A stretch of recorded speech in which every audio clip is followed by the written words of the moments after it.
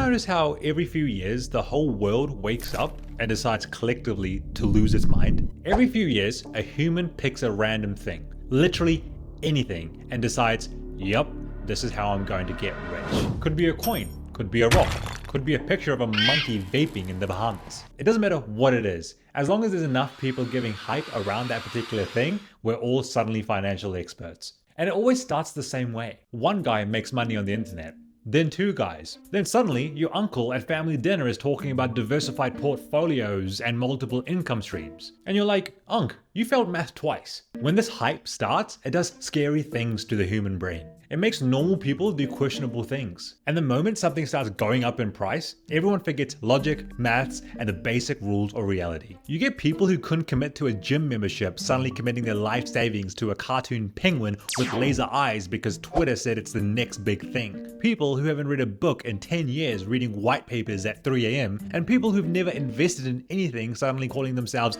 early investors like they're on Dragon's Den. It's madness. Hilarious, sad, but most importantly, extremely predictable. Because humans have been doing this thing forever. This isn't something new. We're not flawed investors, we're consistent ones. And everything that I've just mentioned now can be explained by one concept. And this concept is older than half the countries on Earth. It's called the Greater Fool Theory. Welcome to the series that helps you get 1% smarter with every video. Let's go. This theory suggests that you can literally make money off anything.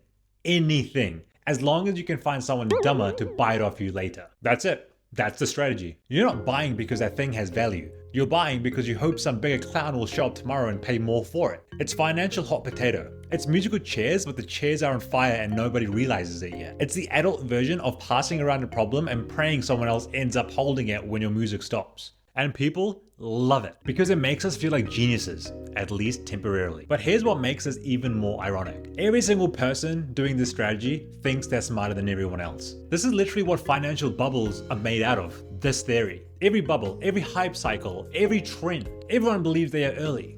They're strategic. They're the first ones in. But nobody ever thinks they are the fool. They are too late, or they're not going to make that money. But statistically, someone does have to be last. Someone does have to lose. And historically, it's always a person who joined the hype last. Okay, to see how deep this really goes, we need to go back to the greatest financial comedy of all time. The OG bubble. The one that proves humans are always capable of maximum nonsense. The tulip mania. Yes, tulips, the flower. Not rare diamonds, not gold, not ancient relics. A flower that dies if you look at it wrong. In the 1600s, the Dutch went absolutely feral for tulips. People were paying house prices for tulip bulbs. Actual houses, multi-bedroom, good neighborhood, charming windows for a plant. Imagine someone trying to sell you a potato today for $700,000 because it might turn into a very cool shape later on. That's pretty much what was going on with the tulip mania. But back then, this was totally normal behavior. People were holding tulips like they were stock certificates for Apple. If you were alive back then, you'd generally have conversations like this. Hey, what's your retirement plan for when you eventually retire? Oh, don't worry, I'm heavily invested in gardening. Now, why was this the case? It's because everyone believed eventually they'll find someone else to buy the tulip off them later on, and for even a higher price than they originally paid for it. That's all a bubble is. Collective delusion, plus optimism, plus believing that someone else will be the idiot, not you. The tulip bubble eventually popped hard, and people were stuck holding what was essentially overpriced salad material. Now fast forward a few hundred years, and humans learned. Absolutely nothing. In the early 2000s, we hit the .com era. All you had to do was add .com to your name and then welcome, you're part of the millionaire club. Did you have a product? Who cares? A plan? Doesn't matter. A website? Nah, not required. Here's how companies pitched to investors in the early 2000s. So, what is your company's product market fit? What is really your value proposition that drives the consumer behavior to buy your product? That is a really thoughtful and interesting question. Let me think about it. Internet. Okay, take my money. This is exactly like someone coming up to you today and saying, oh, I'm starting a company. It's called blockchaintoaster.com. And instead of laughing, you're just like, take my money. But guess what? We didn't just stop there. Oh no. Then came crypto. One of the most incredible, innovative technologies paired with one of the most chaotic hype cycles ever created. You had coins created as jokes becoming worth billions, people mortgaging their houses to buy digital dogs, projects launching with white papers that looked like they were written during lunch break at school. And then came NFTs, the clown fiesta peak. People were buying pictures of monkeys like they were the Mona Lisa. Some of these NFTs were selling for more than Lamborghinis at the time. I'm sure we all remember this. And all the arguments, they were the same. This isn't like the tulips era. This isn't like .com. This isn't the last hype cycle. And just when you thought humans couldn't possibly fall for another hype cycle, along came another one. And this one was like a wave that we didn't see coming, even though we were staring right at the ocean. I bet you know what it is. AI. Now, let me be clear. Artificial intelligence in itself as a technology isn't a scam. AI is legit. AI is powerful. AI will probably do your job one day while you sit at home pretending you're exploring new opportunities. But the AI hype, the amount of money that's being poured into all of the AI trends right now, that's giving major dollar sign eyes energy. You've got companies raising millions with no product, no revenue, and sometimes no employees. All they have is a pitch deck with the words AI powered disruption in big letters and maybe a picture of a robot shaking hands with a businessman. That's it. That's the whole company. Some AI startups aren't even using AI. They slapped ChatGPT into a prettier interface and now they're valued at $40 million. Some founders are literally training their models manually. As in, there's a guy behind the scenes typing responses like it's a customer service job. But investors? They don't care because everyone's terrified of missing the next big wave. They're convinced if you don't invest millions today, tomorrow someone else will be the big billionaire and they'll just be stuck with millions of dollars in their index fund. What a sad life. But again, this is the greater fool theory in its purest form because logic becomes, I don't know what this company does, but I'm sure someone will pay more for it later. That's it. That's the whole strategy. And what's wild is that everyone just repeats the same garbage phrases every hype cycle. This time it's different. This is the future. You just don't get it. You're gonna miss out. Mate, I've seen enough hype cycles and read about enough bubbles to know that whenever someone says that you're missing out on this big investment, it's just code for, I've made a terrible financial decision and I need to gaslight you to validate it. But these bubbles or trends or hype cycles don't just happen in finance. This happens everywhere. Humans just change the toys, but the concept remains the same. Remember when fidget spinners took over the world? For 6 months, you couldn't walk 5 feet without seeing someone spinning one like they were summoning a demon. Schools banned them, parents bought them in bulk, companies made limited editions, influencers did fidget spinner trick shot videos like they were Olympic athletes. Then one day,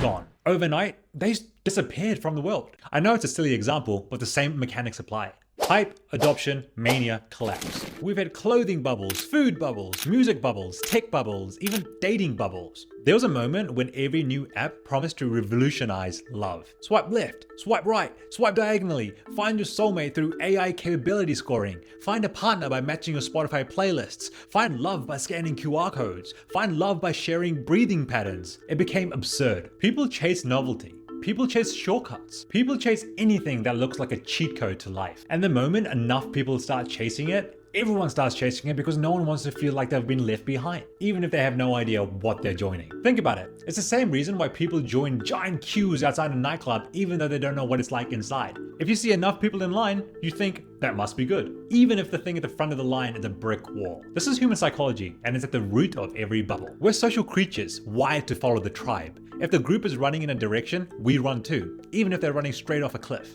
And bubbles always start small. A few smart people get in early, they understand what they're buying, they understand the potential, they take a risk, then prices go up. Now, this group of small smart people share their gains, start talking, and finally start bragging. And nothing attracts humans like a bunch of rich people starting to brag about how easy they made their money. Suddenly, everyone you know is buying it. Your barber, your gym partner, your cousin who still owes you 40 pounds. Everyone becomes a part-time investor overnight. And the funniest thing is, people just don't care about what they're buying. They only care about that chart. If it's going up, they're a genius. If it's going down, it's a conspiracy. I saw people during the NFT mania buying NFTs even though they didn't know what blockchain was or how it worked. They didn't know what minting meant. They didn't know what metadata was. They didn't know how to store their assets. But they were still like, bro, trust me, this picture of a monkey holding a cigarette is going to pay off my mortgage.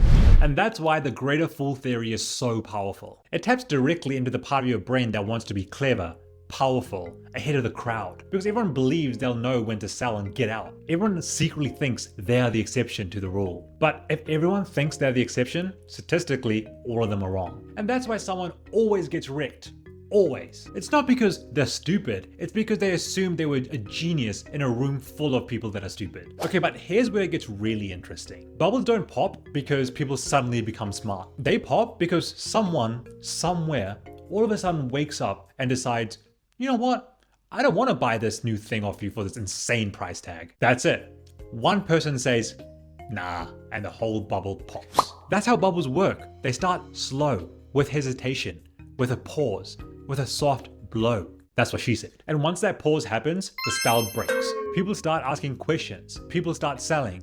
People see that other people are selling and then they start selling. And suddenly, everyone is sprinting for the exit like they just smelled smoke. And the poor idiot that thought they got in early even though they were the last ones, that's the one who suffers the most. The tulip buyers, gone. The .com latecomers, gone. The people buying Bitcoin at 90K because their barber said it's going to be 100K by Friday, gone. And another ironic part, people that say that they've learned their lesson never really have. What's that saying that goes, history doesn't really repeat itself, but it sure rhymes.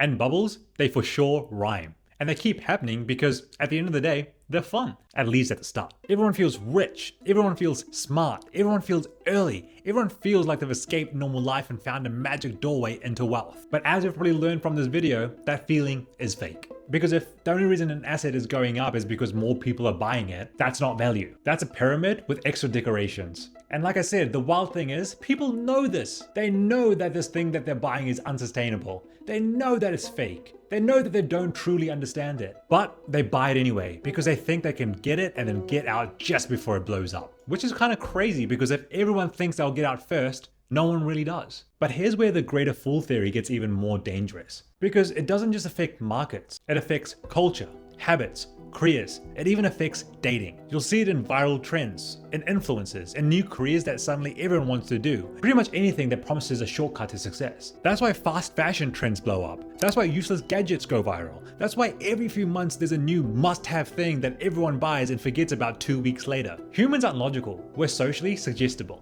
And the moment we see something spreading fast, we assume it must be good. Popularity becomes proof, quantity becomes quality, hype becomes truth. But hype isn't truth, it's momentum. And momentum never lasts forever. So how do you actually avoid becoming the greater fool? How do you avoid being the one holding onto the potato when the music stops? It's simple, but not easy. And you're lucky I'm here to tell you, so why don't you like and subscribe to this video? The answer is, you have to be painfully honest with yourself. Like brutally honest. Every time you're about to buy something, invest in something, or jump on a trend, ask yourself one important question. Am I buying because I believe in it? Or am I buying because someone will buy it off me later? If the honest answer is the latter of the two, welcome to the greater fool theory. And don't get me wrong, you might win, but the odds are stacked against you. Here's a real truth that someone selling a course will never tell you. Real investing is boring. Real wealth is slow. Real success is consistent. Real value is built, not hyped. If someone offers you a shortcut, they're probably trying to sell you something. If someone says, everyone's making money on this, it's already too late. The second something becomes mainstream hype, all the gains have already been taken. You're not early, you're dessert. And the greater fool theory always ends with the dessert getting eaten. So, don't be the dessert. If something seems too good to be true, it always most likely is. Except for this channel where we try to get you 1% smarter with every video, so subscribe for free. And here's a little secret. The thing that actually gets you rich isn't catching bubbles, it's avoiding them. The thing that builds wealth isn't hype, it's patience. The thing that protects your future isn't gambling, it's discipline. The greater fool never sees themselves as the fool until it's too late. But you, yes you, can avoid this trap by slowing down, thinking more critically, thinking deeper, and refusing to be bullied by this emotional trap. So the next time the world goes crazy, next time your mate says, bro, trust me, next time TikTok is screaming about some new coin, take a breath. Remember the tulips. Remember the .coms. Remember the monkeys. And finally, remember this. If your investment strategy relies on you finding someone dumb, you're not early, you're not special. You're not the genius in the room. You're just standing in line to be the next fool. So, if this video made you 1% smarter today, hit that like button and subscribe, and send this to a mate who you think definitely needs to hear this. You know, the one who's trying to get you to buy his AI Ultra Quantum Coin V2. Save your wallet before it cries, and until next time, peace.